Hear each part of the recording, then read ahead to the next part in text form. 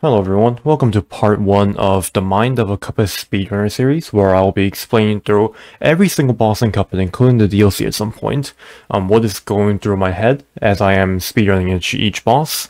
To prove that I'm actually sort of qualified for this, I have 3,000 hours in Cuphead. If you search me up on speedrun.com, you will find me at least top 10 in almost all the categories I run, in almost all the major categories, except for one category, two categories actually, I believe. But yeah, I feel like that does make me a little bit qualified to make videos like these, just the general experience and knowledge I have. But yeah, let's get into it. Today I have Rule Pack ready for you. Yeah, let's get into it. So as soon as the fight loads in, one thing you have to know is Roop, the potato, Sal's butter, or Sal. The potato has a couple frames of invincibility. The invincibility doesn't actually go away until I believe the Wallop screen is displayed. So instead of just charging straight on, head on at them, what I like to do, and a lot of other runners like to do, is turn back a little bit, like that. And then this way you're distancing yourself away from the potato. And what I'm going to do is fire lobbers like that. So they travel a really far distance away from him. But this lobber, you'll see, hits the potato and actually deals damage. Which if you had installed a debug mod like me, you will sometimes see if you just straight charge head on at them, your lobbers won't deal damage. So what I'm basically doing is distancing myself. So when I fire this lobber, it will hit on the earliest possible frame if I time it perfectly. But obviously I'm human, so I can't really do that. But anyways, after that, I like to fire 3 lobbers and switch to spread after I see I have let out my second lobber. I would like to see and react to it. And because lobbers come out every 21 frames, which equates to about 0.3 seconds. Around 0.3 seconds, anyway. And if I wait and react to the second lobber coming out, enough time will have already passed where I've already let out the third lobber and I'll have waited a little bit. Essentially, the goal of this is, if you see in the top left, there it says lobber 13. That means my lobber has progressed through 8 frames, and it is now left on the 13th frame before a new one comes out. And this will be very important like right afterwards, but basically I've paused my lobber so it doesn't quite come out, but it's progressed through the cooldown a little bit. And then I switch to spread, start mowing on the potato, and now this is where the lobber cooldown being left at 13 comes in handy.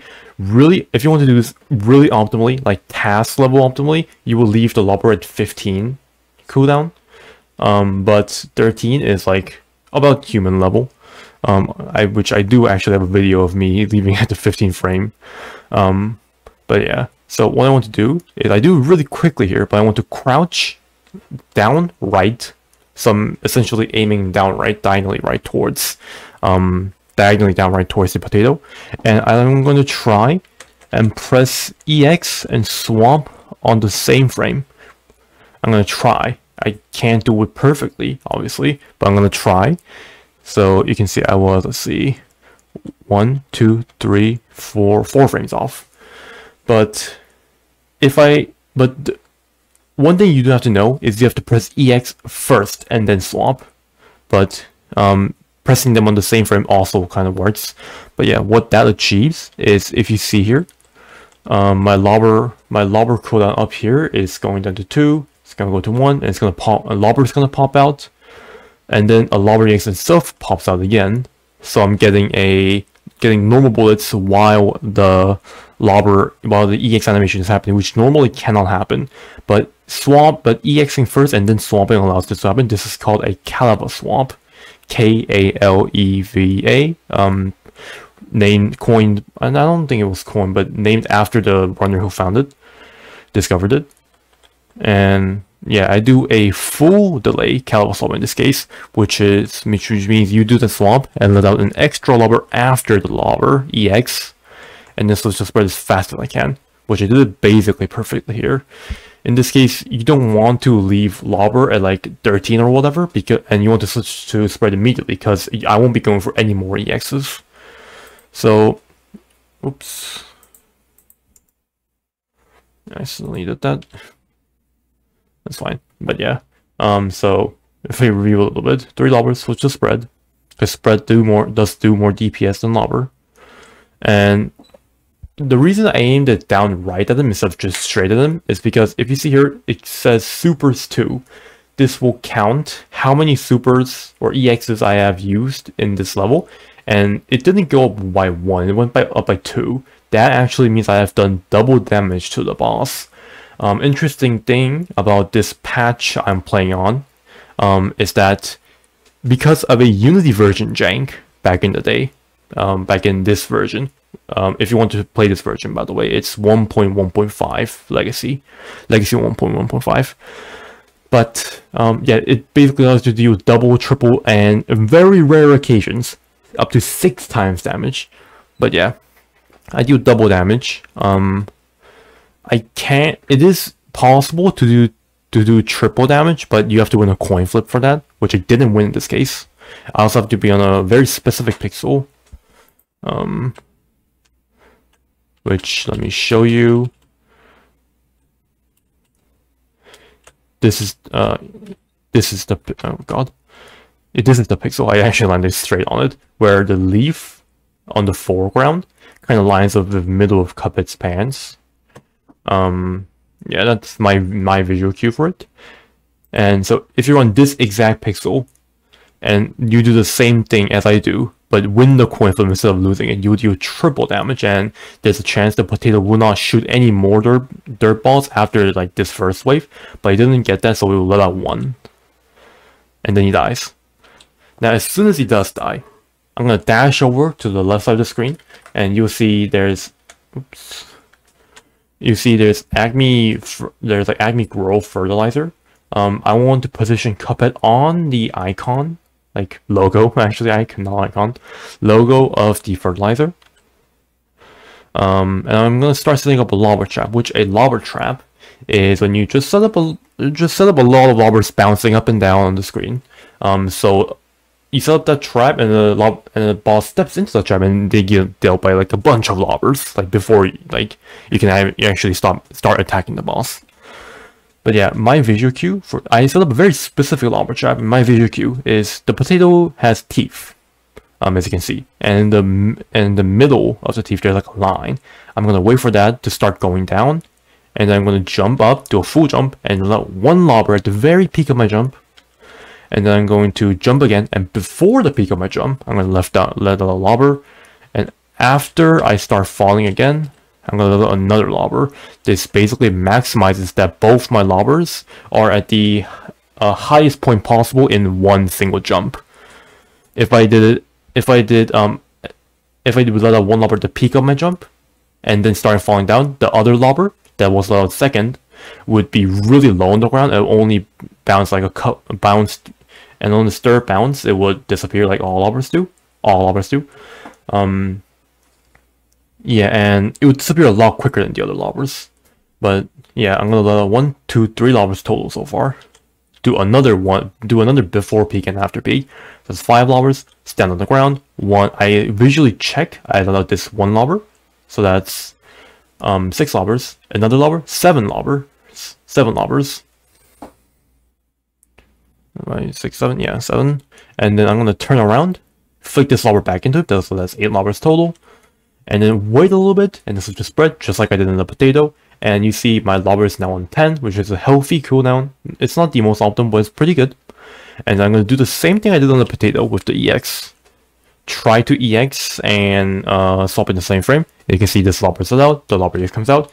Another lobber popped out there. If you didn't catch it, I'll wind back. And then switch to spread immediately. And I'm gonna close my distance on him. And he's gonna die. Yeah, in this case I actually had a triple, so you might have seen my supers jump up by 3. Like that. And that'll finish off the onion really quickly. Now, for the carrot lobber trap, I set up another lobber trap in the carrot, a very specific one. The onion has the tip, right? And like this onion part. When this onion part is basically all gone, when I can't see any more of this onion part, I'm going to do 1 peak lobber.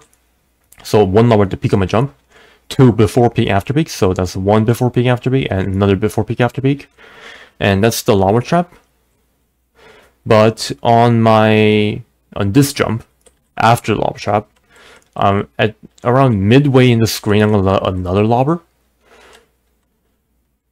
right there. That was the lobber, and I'm gonna switch the spread as fast as I can. So you can see my lobber is 19 cooldown, which means I won't be able to let out a lobber on this Calva swap, on this next Calva swap, but I have a way around that. When I'm near the ground, or I'm at the ground, I'm going to swap twice really quickly, which I did right there. Right here.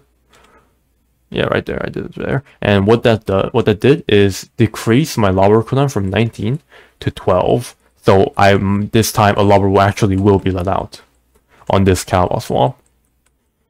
And my goal is not to use all my EXs blindly, except I'm going to wait for a carrot to start closing in, and then use an EX. The lobber just does extra damage to the carrot. Let me see if a lobber popped out there. Did not? I don't think it did, actually. Oh, that's a little mistake I made, but it's totally fine. But you can see the explosion of the lobber EX kills the carrot. Right there as well, and right there. And yeah, my goal is to wait for a carrot to close in, and then use the explosion of my lobber EX to actually like kill it. And if I didn't have quite enough damage, I could have just tanked through the carrot's laser beam. But because my final phase was so freaking optimal, I actually managed to kill him before he shot any lasers. But yeah, that's the Mind of a Speedrunner episode 1. As a quick end note, I wanted to make this video partially because I did make a community post back in the day asking if like any of you wanted for me to make videos like these, and I thought it'd be good speaking practice. Like I do have a bit of a stutter. And I want to kind of I wanted to kind of work on fixing that. And yeah, and I also thought it'd be really good for like, not really good, but like I think it'd be interesting. It'd be interesting if like people could just leave me on in the background while they do work or something. Like if they need someone to talk, like if they focus, but basically if they focus better when they hear someone talk or whatever. But yeah, that'll be episode 1. Thank you all so much for watching, and I'll see you in part 2, which will be Ruby and Croaks.